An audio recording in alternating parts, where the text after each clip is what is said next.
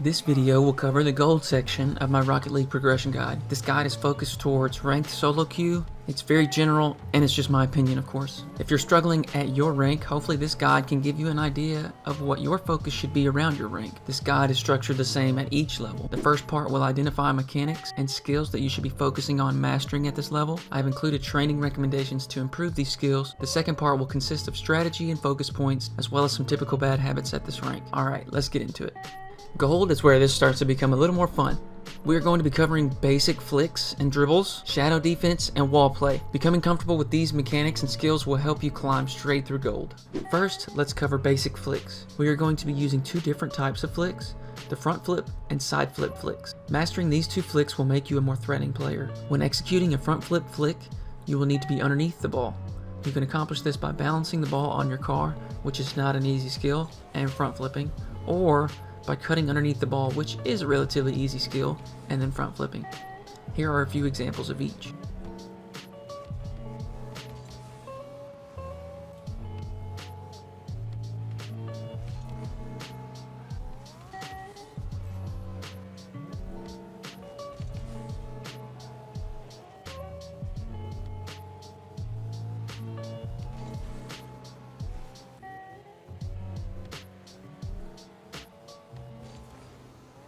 To practice these, I recommend free play. PC players, you need to check out Bacchus mod. It is a mod that has loads of features to help with free play training and custom training, as well as item modification. I've used this mod for a long time and find it very useful. The free play training feature of passing with the D-pad is particularly useful when setting up flicks. You can use right on the D-pad to receive a slow rolling pass. Use this to minimize setup time in between flicks. To get a similar setup on console, you will just have to reset shot. This will spawn the ball in the center of the field, which just takes a little more time. Either way, you will want to drive underneath it and flick forward immediately after. As you can see here, I'm tapping the ball with my nose to pop it upwards, driving underneath the ball, then flicking forward. The other method is balancing the ball on the front of the car and then flicking. An important detail for all flicks when ball carrying is that before you flick, you need the ball to be at rest on your car or not bouncing. This setup is a bit more difficult and you get the same result, which is why I recommend the bounce setup instead of the balance setup. The side flip flick is a bit different in setup,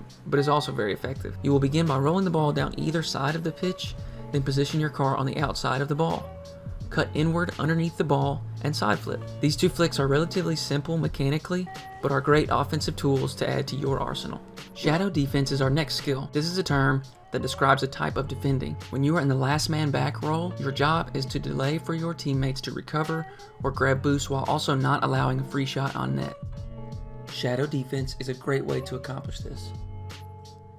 To begin, you will turn your back to the opponent and mirror that player's movements while staying in between the ball and the goal. You will want to set up with your car pointing towards near post. This is the best position to allow coverage of the entire net. If a shot comes anywhere to the near post side, you are there to make a save. If a shot comes middle of the net or far post, you are facing that direction and can make a play to save that shot. Shadow defense is not an easy skill. Defending the ball while facing the opposite direction can prove to be mechanically difficult. To practice shadow defense, I recommend Shadow Defense Training Pack created by Orangpie. This training pack exposes you to shots that are heading towards your net from over your shoulder. As I said before, this is not an easy skill, so do not be frustrated if it takes time to get used to, but improving at shadow defense will certainly make you a better player. I also want to quickly recommend 1v1, even if it's just in casual. This game mode puts you in shadow defense situations frequently, which will help you practice and become more comfortable using shadow defense. The last skill I recommend focusing on in gold is wall play, with an emphasis on defense. Gold and lower in rank struggle with defending a high ball, so I recommend you improve on that skill. Big defensive wall clears will save your team and can open opportunities for counterattacks by catching the opponents off guard. I have created a training pack to practice these backboard clears. When practicing, I want to encourage a focus on clearing the ball to save space. This means away from opponents when in game, and opponents are not always in the same spot. That means you will have to be aware of your opponent's positioning and try to clear accordingly. But since we have no opponents in training, aim for typical safe spots on the field. The corners are usually a safe bet. The main focus is you want to avoid dropping the ball straight down into the center of the field. I have one last training recommendation, and that is Boomer Ball. If you've watched this entire series up to this point, you will realize I am including Boomer Ball in each level. This is because Boomer Ball is a great way to practice skills or mechanics you aren't comfortable with yet in a setting that is okay to make mistakes. Boomer Ball is just smashing the ball around free play while incorporating the skills and mechanics we introduced today. You want this to be 100% focused on speed to get as comfortable as possible with these mechanics at game speed. Now, let's move on to strategy, focus points, and typical bad habits. Up first, we have using walls and corners for passing play. Rocket League is slightly unique in the fact that there isn't an out of bounds. All surfaces of the playing field can be used to pass to yourself or to teammates. Boomer ball is a great time to practice these off-wall self passes and become acquainted with the reads off the walls or the corners.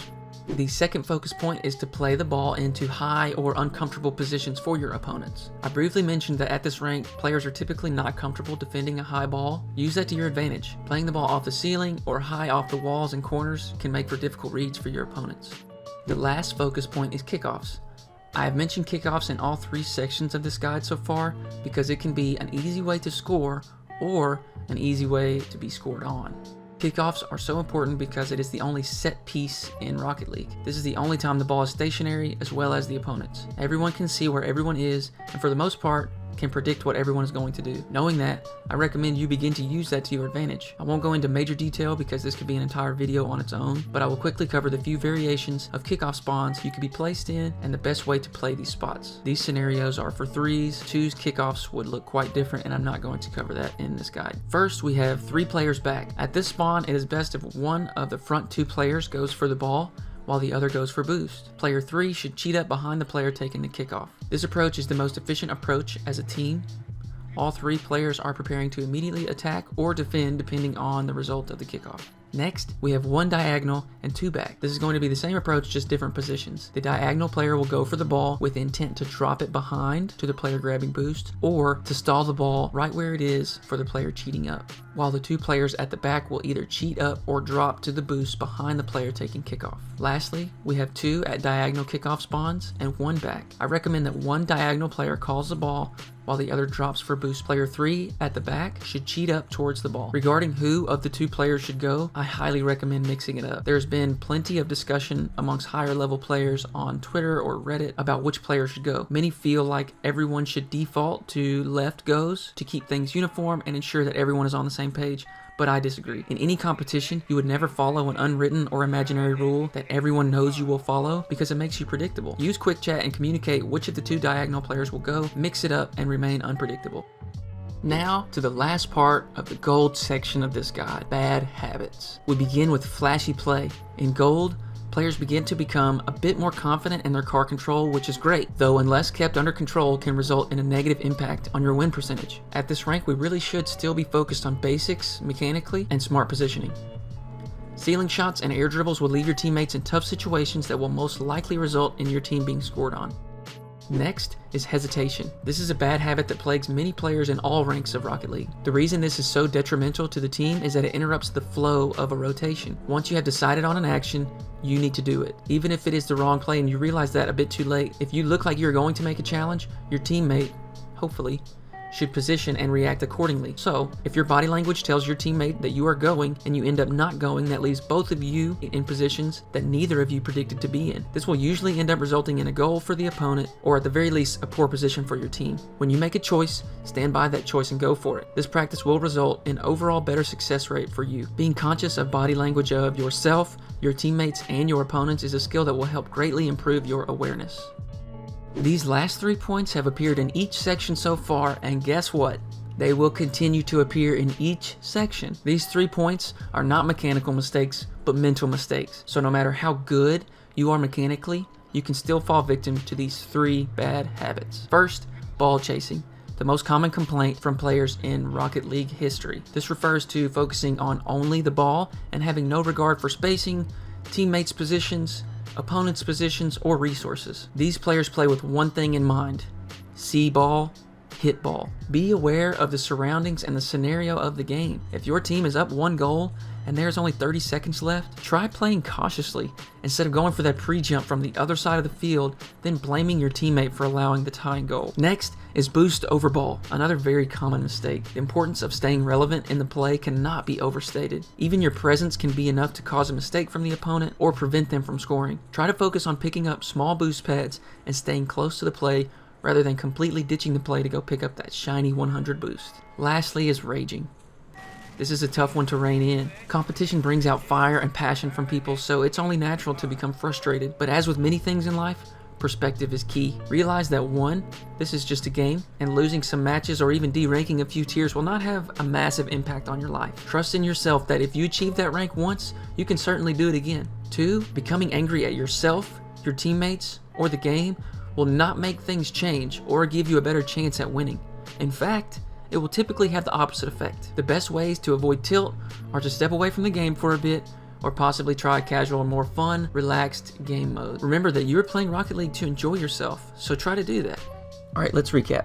We covered 3 mechanics or skills to focus on while in gold. Basic flicks, shadow defense, and wall play. The training packs I provided, as well as playing 1v1, will help tremendously with these 3 skills. Next, we discussed some strategies or focus points and some typical bad habits at this rank. Using walls or corners for passing, hitting the ball into uncomfortable positions for the opponents, making sure that you call the kickoff, as well as having a plan rather than just flipping at the ball. Some bad habits we covered are flashy play. It's just not time yet. Let's improve on the fundamental mechanics before we get flashy. Hesitation. When you make a choice, stick to it. Ball chasing. Time to really start improving that awareness. See where your teammates are and begin playing as a unit. Boost over ball. It cannot be overstated how important it is to stay relevant in the play. And raging. And that concludes the gold section of my Rocket League progression guide. Hopefully you learned something you can apply to your game. Good luck and thank you for watching.